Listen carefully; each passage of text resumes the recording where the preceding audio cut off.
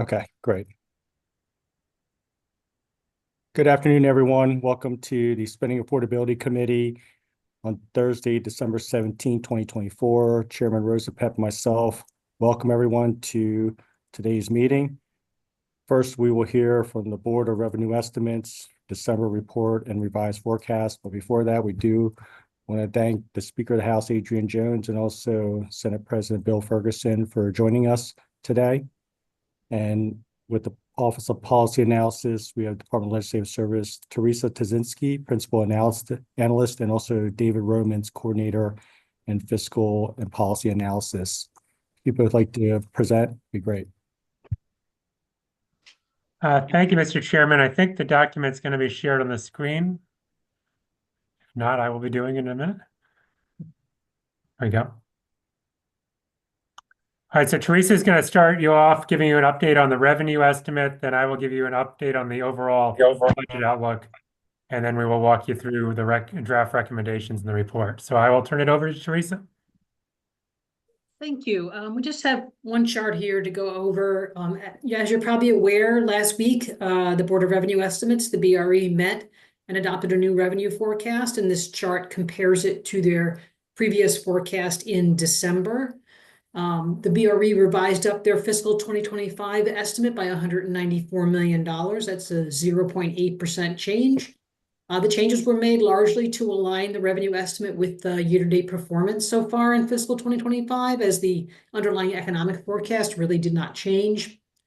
The great majority of the upward revision in fiscal 25 is in the income tax, was revised up $161 million, and this in turn was largely driven by income tax withholding from people's paychecks.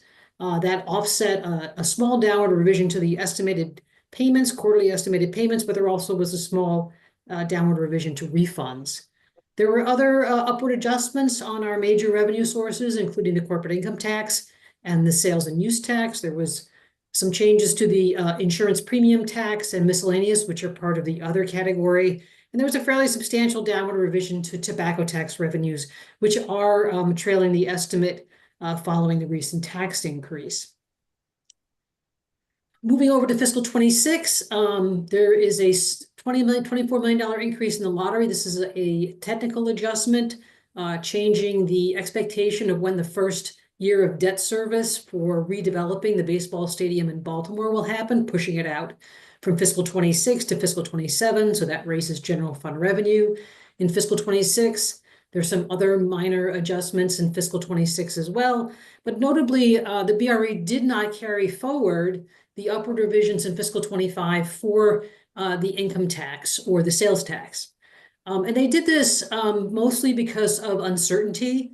The economic forecast, they were able to rely on, which really were done in November, did not reflect any attempt to game out what might happen with the incoming administration. The BRE believed it was prudent at this point to not revise up fiscal 26 income tax, given that uncertainty. There's a lot of potential negative impacts on Maryland, especially as they relate to the federal workforce. If there are major federal cutbacks in the workforce or in federal spending, that could have a pretty negative impact on the Maryland economy. But there's no way to know at this point what that might be or what the magnitude might be. And so in the meantime, and in the face of that uncertainty, they simply chose to leave the fiscal 2026 estimates alone for both the sales tax and the income tax. So the overall revision of fiscal 26 is fairly small, just $68 million upward revision. And that basically covers the summary of the revenue revision. Great. Thank you very much, Ms. Tazinski. And Mr. Romans, did you have any? Yes, let's go. There's another slide to look at here. Yeah, so what this slide does is it starts out showing you what the cash balance was when we presented in November. So in fiscal 25, a deficit of about 299 million, growing to 5.9 billion by 2030. We have updated it for a few notable things that have changed since the November presentation. First is what Teresa talked about. We have new estimates from the Board of Revenue Estimates, and for the most part, and at least in the near term, those are helpful, adding, helping, providing solution. The other piece of good news is in Medicaid. We think our original forecast was a little bit too high. We had a few too many disabled enrollees in our forecast. So revising our Medicaid forecast provides about 100 million of good news each year. Unfortunately, there's also some bad news in the chart. The big piece is the Developmental Disabilities Administration. After consultation with the health department and DBM in the last week, it's become evident that there's a deficit in the current year of at least $350 million, could well be more. And we think that is an ongoing cost. This was an issue we attempted to explore last session. And I would say the health department's answers suggested they did not believe they had a problem in fiscal 24 and 25. And what's happened since shows that they were incorrect. I would strongly recommend that the budget committees or the appropriate subcommittees have a hearing to talk to DDA, because this miss is about 35% of the community services budget. It's a pretty staggering miss in terms of the size of their budget and the amount of the deficit. So I think there's a lot of questions to understand why this surprise has occurred and what they're going to do to get a better handle on their budget moving forward. The other significant item that adds some costs is in K through 12 education. Our forecast a month ago did not have the benefit of the final enrollment for the fall, nor did we have the latest wealth data. We have incorporated those things now, and our forecast had understated the number of students who would qualify for free and reduced price meals. As a result of that, we understated the cost of the compensatory education program and the concentration of poverty program. So there's some additional costs. The Blueprint Fund runs out of money in fiscal 27. Overall, about 180 million of general funds are needed in fiscal 27 to supplement the Blueprint Fund. Then the problem is a little worse in 28, 29, and 30. So when you put all the things together, you can see the December adjustments total about 96 million for fiscal 25, 377 million by 2030. And that our revised overall cash outlook is now a negative balance of nearly 400 million in fiscal 25, nearly 3 billion in fiscal 26, growing to over 6 billion in 2030. Reminder that our forecast assumes 10% remains in the rainy day fund. That is the equivalent to $2.5 billion. So there are a lot of reserves to potentially help against some of this shortfall. If we go to the next slide, this just shows graphically what I talked about, and it also layers in the structural number. So the blue bars show you the cash deficit, same numbers that I just showed you. The orange line is the structural outlook, which trends in almost exactly the same direction. Only thing I would note is by now 2030, the outlook is a little worse. I told you a month ago that in 2030, 84% ongoing revenues would cover 84% of ongoing spending in 2030. Now it's down to 83%. So again, it's the worst in at least 20 years and worse than the Great Recession in terms of the far year outlook. Mr. Chairman, that concludes sort of the update on the data. I don't know if there's you want to take any questions before we move to the recommendations. Sure. Thank you very much, Mr. Romans. Are there any questions from members of the committee regarding the presentation? Okay, at this time, looks like there is none. We'll go ahead and move towards decisions with the recommendations. Mr. Romans. Thank you. All right, there we go. So there's, I think, 5 or 6 topics that there are recommendations on. This first one, I don't know if we can make it any larger for the members online, but the first issue relates to the operating budget spending limit and sustainability. The key points here in the bold are that the committee is recommending 2 things. One, erasing the projected $2.5 billion structural gap for fiscal 25, for fiscal 26, sorry. And the second piece is to make progress in fiscal 28. Right now, ongoing revenues in fiscal 28 would only cover about 86% of the costs. The committee is setting a goal of leaving the session with ongoing revenues covering at least 94% of the projected costs in fiscal 28. So there's both an immediate goal and a little bit longer term goal, because as we showed you before, the budget problem gets significantly worse in 28. So if this kind of addresses the near term problem and then starts tackling the 28 to 30 challenge. Mr. Chairman, shall I just keep going through and then you can take questions at the end of the recommendations? Yes, please. Okay.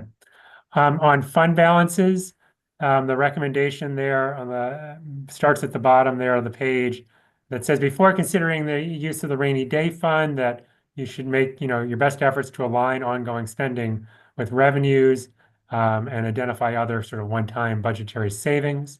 We go to the next slide. You have the top there. The two key recommendations are one, to maintain a rainy day fund balance of at least 7.5% of general fund revenues. And the thought here is that there's a lot of uncertainty with the change in administration at the federal level, change in Congress, that there could be cuts that could, create challenges for the Maryland economy, as well as there's always a risk that there could be a recession at some point. So this provides significant reserves as a hedge against those things. The second bullet point there is general fund balance. It's a recommendation for a minimum ending balance of 100 million. This has been sort of the standard practice for a number of years now. Switching gears, turning to the capital budget and general obligation debt. Last session, you did 1.75 billion of GO debt. The first bold paragraph is recommending that you once again do 1.75 billion of GO bonds for this session, and that for planning purposes, that the out years assume that you stay at that 1.75 billion level. The second paragraph outlines the conditions where you might be willing to go up to 2 billion for just 1 year and 1 year only. The condition would be if the BRE were to write revenues down for fiscal 25 and 26 by a cumulative 400 million in March. If that were to occur, it provides an authorization to really go from the 1.75 up to, but not exceeding the $2 billion level as a one-time increase in authorizations. And that additional 250 million maximum is to be used only to sort of backfill for previously authorized PAYGO projects. So in the last couple of fiscal years, you authorized a lot of use of general funds to pay for capital. This is saying we may want to take some of those general funds back, replace them with GO bonds so the project still gets funded, but it would give the potential ability to take 250 million of general funds back, which would help address any sort of write-down. I think we can go on to the next page. Second capital-related recommendation is higher education debt. As you've done in recent years, it proposes to authorize the University System of Maryland to do 30 million of new academic revenue bonds. The fourth topic is state employment. The recommendation is to continue to fill existing vacancies in essential areas, particularly public safety and health, other essential services, but be mindful of the fiscal condition of the state and make sure to prioritize the filling of vacancies. And there's similar language related to new activities that the state takes on in fiscal 26. All right, the final topic is transportation. And the committee is by statute required to make recommendations on two topics. One is the closing fund balance for the Transportation Trust Fund. The recommendation is 400 million, which is consistent with the draft CTP. And then if we go to the next page, there's one more bullet.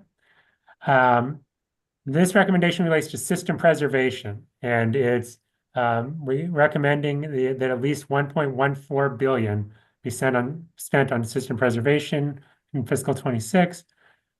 This is equivalent to the 10-year average amount that's been spent on system preservation. It is roughly $20 million more than is in the draft CTP. So a minor adjustment would need to be made in the final CTP to align with this recommendation. Mr. Chairman, that concludes the summary of the draft recommendations. Thank you very much, Mr. Romans, for presenting the recommendations. Is there a motion on the recommendations? Move favorable. Second. Okay, we'll take a vote. All in favor, say aye. Aye. Aye. Are there any opposed to the recommendations? Opposed. Senator Quarterman opposes. Delegate Pippi. Delegate Opposed. Pippi Opposed? Delegate Grice is a no. Senator Hershey, no. Senator Hershey is a no. Delegate Buckle, no. Delegate Buckle is a no. Senator Salling, a no. Senator Salling is a no. Okay, the recommendations are adopted. Okay, at this time, we will go to closing remarks. Are there any closing remarks?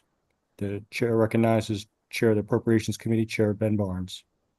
Thank you, Mr. Chairman, and thank you, and thanks to your Senate counterpart for putting together what I think is a very responsible document, addressing some of the shortfalls we see. And indeed, these shortfalls have been the subject of a lot of news and stories over the last couple of weeks, together with, the exceeding costs and increasing costs of Blueprint. I did want to reiterate that, from the House's perspective, we continue to have a very high bar for any rollback of education reforms. And I think that that's because these reforms are only 3 years in. It's important to emphasize that, and are starting to bear fruit.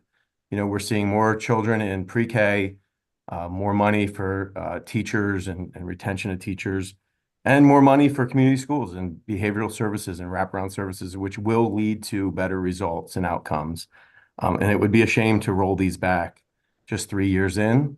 And as to our budget shortfalls, I think most folks on this committee are really looking forward to seeing the governor's solutions and trusting in those solutions when he does introduce his budget in just about a month. So with that, thank you again, Mr. Chairman, for putting together what I think is a very responsible document. Thank you very much, Chairman Barnes. Very much appreciated. And we have remarks from Delegate Grice.